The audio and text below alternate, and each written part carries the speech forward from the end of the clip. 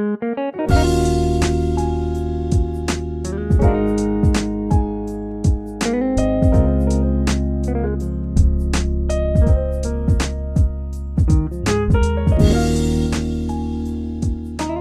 apa kabar? Kembali berjumpa bersama saya Ariel, dan pada podcast kali ini saya akan bicara tentang satu topik yang sebenarnya menarik karena ini pernah happening di eranya tapi mungkin sudah mulai dilupakan saat zaman now, yaitu masalah kartu lebaran atau kad lebaran. Nah, kalau dulu ketika memasuki akhir Ramadan seperti saat sekarang ini, maka ada sosok yang dirindukan untuk datang ke rumah kita, siapa lagi kalau bukan Pak Pos. Nah, sebenarnya sekarang juga masih kita harapkan sih kedatangan Pak Pos atau kurir pengantar paket segala macam.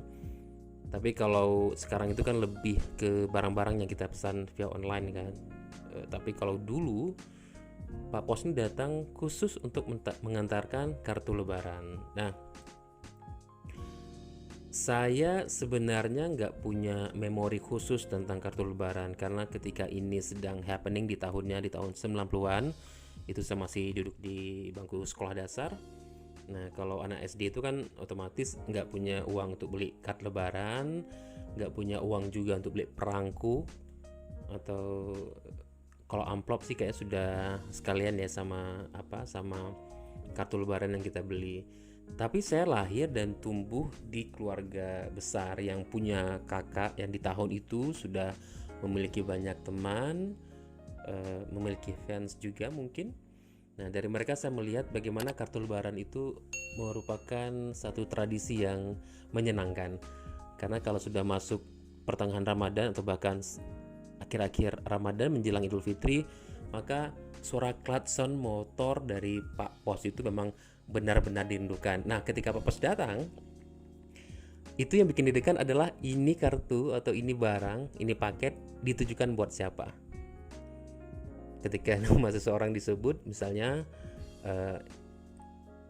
Lia gitu, ya udah itu udah yang wah, satu rumah di seru gitu manggilnya kak itu Pak Pos datang.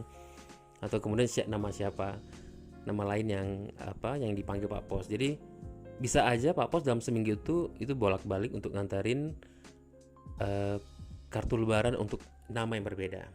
Nah, sebenarnya yang menarik dari kartu lebaran itu adalah terkadang bukan hanya narasi yang ada di kartu lebaran. Karena kalau kita ingat kan kartu lebaran sebenarnya cukup simple kan. Ukurannya memang ada berbeda-beda, ada yang size kecil, ada yang juga lumayan sedang, dan narasi atau kalimat di dalamnya kan standar aja.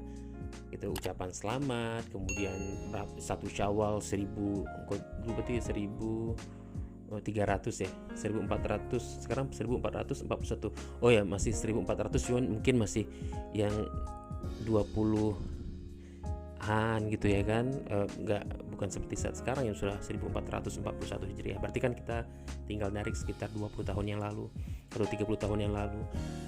Nah, yang menarik dari kartu ucapan dari kartu lebaran adalah siapa yang mengirimkan. Karena kayaknya waktu itu kakak saya, babang saya nerima kartu lebaran sambil senyum-senyum gitu.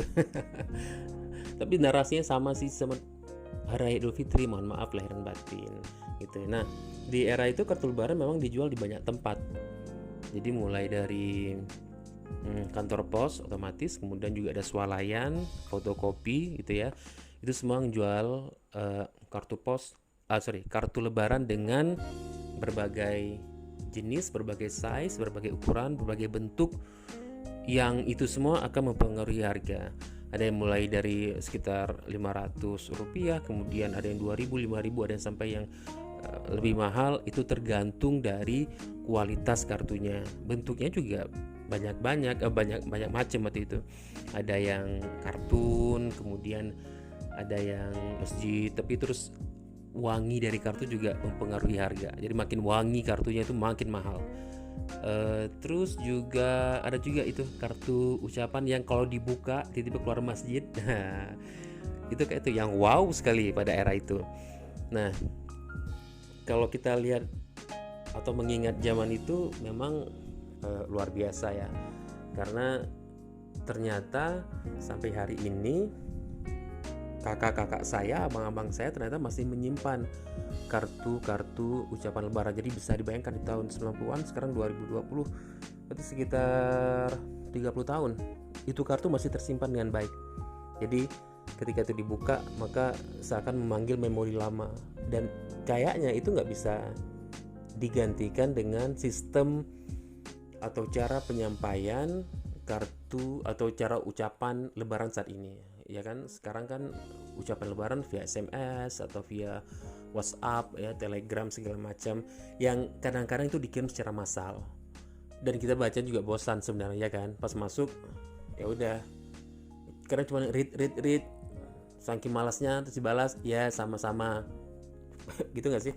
Ya kan, tapi nggak ada yang kesan. Nah, kayaknya kalau tadi saya sempat browsing beberapa tempat jual online itu sudah mulai lagi menjual kartu lebaran.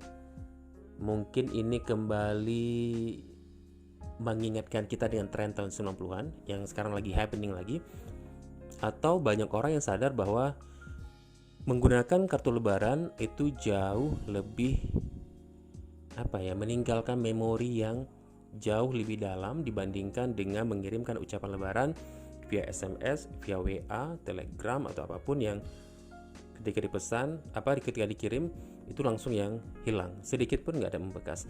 Kayaknya jarang banget kita nyimpan pesan WA, apalagi yang narasinya ketika ya kan, ketika tangan di depan hati, kayak itulah yang puisi-puisi yang copy paste sebenarnya. Terus yang bikin aneh netizen adalah ketika itu dikirim, respon itu macam-macam. Ada yang nggak dibalas, ada yang cuman balasnya sama-sama, ada yang bilang ucapan yang sama, ada yang balas kok sendiri aja ucapannya, ada juga tuh nggak ngerti kenapa, apa alasannya.